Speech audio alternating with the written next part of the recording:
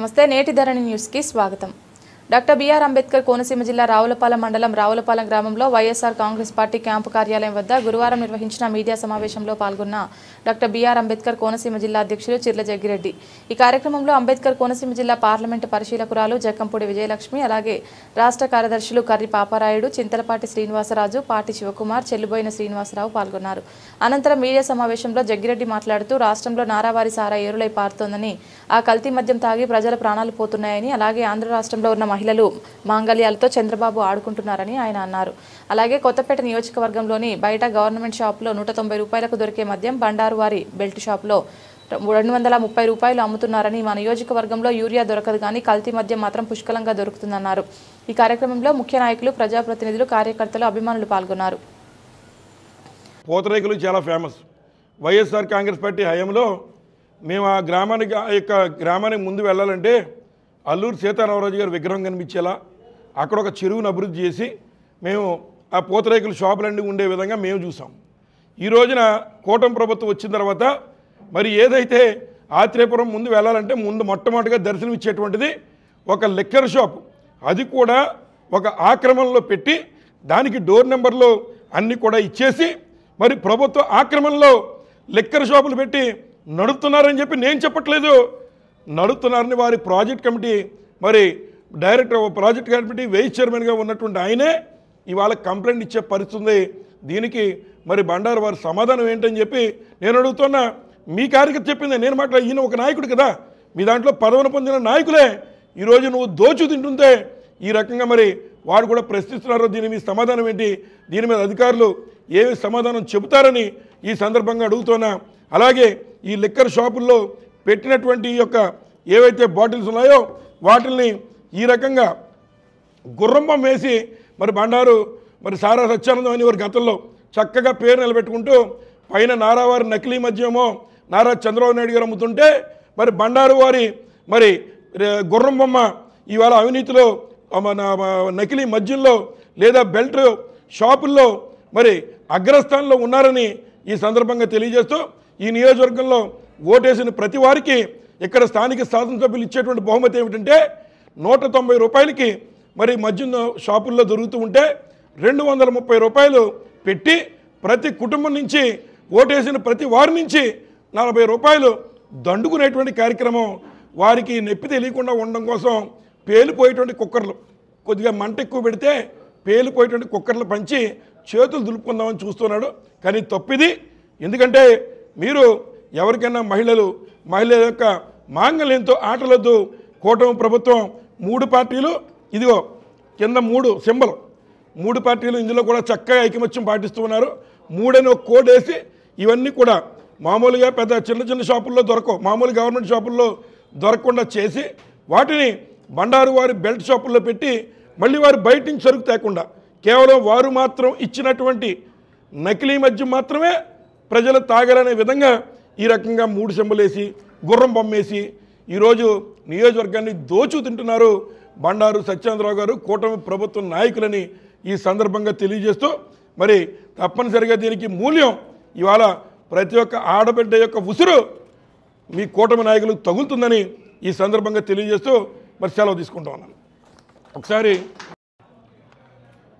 మరి ఈరోజు ఏదైతే మా యొక్క అబ్జర్వర్లు అదేవిధంగా అబ్జర్వర్ గారు మరి జక్కంపూడి విజయలక్ష్మి గారి యొక్క సమక్షంలో మరి అంబేద్కర్ కోనసీమ జిల్లాలో మరి ఏదైతే ఉన్నటువంటి ఈ మెడికల్ కాలేజీల ప్రైవేటీకరణపై ఉద్యమం చేయడం కోసం మరొక సమావేశం ఏర్పాటు చేసుకున్నాం।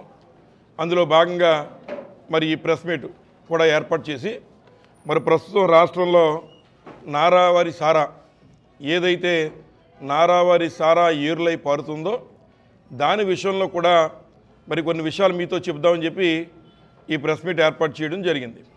ముఖ్యంగా మీ అందరికీ కూడా తెలుసు, ఈ రాష్ట్రంలో కూటమి ప్రభుత్వం నారా చంద్రబాబు నాయుడు గారి ప్రభుత్వం మరి అధికారంలోకి వచ్చి ఇప్పటికీ సుమారు 19 నెలలు గడుస్తూ ఉంది।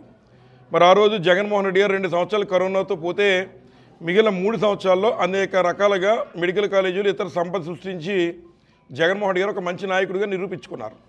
కానీ నారావారి పాలనలో ఈ 2 సంవత్సరాల్లో మరి వారు చేసింది ఏమీ లేదు, కానీ రాష్ట్రానికి మాత్రం ఈ 19 నెలల్లో 2 లక్షల కోట్లు అప్పు తెచ్చే కార్యక్రమం మాత్రం చేసి ప్రజల నెత్తిన భారం మోపాడని చెప్పి సందర్భంగా తెలియజేస్తున్నాం. ఇక ముందుగా ఈ రాష్ట్రంలో మనందరం గౌరవించేటువంటి మహిళలు, ఈరోజు ఈ రాష్ట్రంలో మహిళల యొక్క తాలిబొట్లని తెంచే కార్యక్రమం మద్యం వ్యాపారం ద్వారా ఈ రాష్ట్రంలో నారా చంద్రబాబు నాయుడు గారు చేస్తూ ఉన్నారు. ఎందుకు ఈ మాట చెప్తున్నామంటే, ముఖ్యంగా ఈ మధ్య కాలంలో మరి ఏదైతే తంబళపల్లిలో కానీ, లేదా అదేవిధంగా పాలకొల్లులో కానీ, ఇంకా అమలాపురంలో కానీ, లేదా రేపెల్ల, ఏలూరు, పరవాడ ఇట్లాంటి అన్ని చోట్ల కూడా ఏదైతే నకిలీ మద్యం కుటీర పరిశ్రమలుగా ఏర్పాటు చేసి తద్వారా ప్రజా ఆరోగ్యంతో ఈ ప్రభుత్వం ఆటలు ఆడుకుంటుందని చెప్పి సందర్భంగా తెలియజేస్తున్నా. ముఖ్యంగా అభివృద్ధి చెందిన దేశాల్లో, జపాన్ లాంటి దేశాల్లో ఈ రోజున అక్కడ మరి ఏదైతే లైఫ్ ఎక్స్పెక్టెన్సీ మరి సుమారు 85 నుంచి 90 వరకు ఉంది. మొన్ననే 1,00,000 మంది 100 సంవత్సరాలు దాటిన వారు జపాన్లో ఉన్నారని వారు గౌరవంగా అనౌన్స్ చేశారు.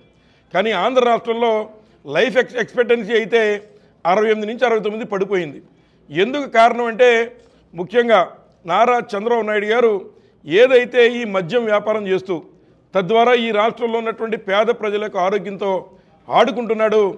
ఏదైతే మరి అనేక చోట్ల ఈ రకంగా ఒకసారి చూపించండి, ఈ రకంగా కుటీర పరిశ్రమలు ఏర్పాటు చేసి తద్వారా ఏదైతే స్పిరిట్ని మరి ఈ రకంగా మద్యం బాటిల్లో పెట్టి ప్రభుత్వ దుకాణాల్లో కూడా నకిలీ మద్యాన్ని అమ్మి ప్రజల యొక్క ప్రాణాలు మరి హరిస్తున్నాడు నారా చంద్రబాబు నాయుడు గారు అని చెప్పి ఈ సందర్భంగా మనం చేస్తున్నాం.